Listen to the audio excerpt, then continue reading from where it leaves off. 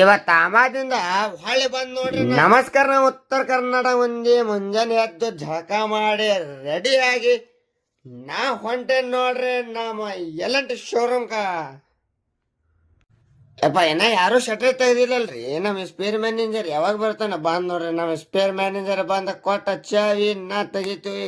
Showroom ತಗೋದು ಈಗ ಕೂತಿದ್ರಿ. ನಮ್ಮ spare manager ಏನ್ರಿ ತಾಂಬಾಕ್ ಹೋಗಂದ್ ನೋಡ್ರಿ. ನನಗೆ ತಾಂಬಾಕ್ ಹೋಗ ಹಂಗೆ ನಾ ಹೊರಟ್ ಬಿಡ್ರಿ.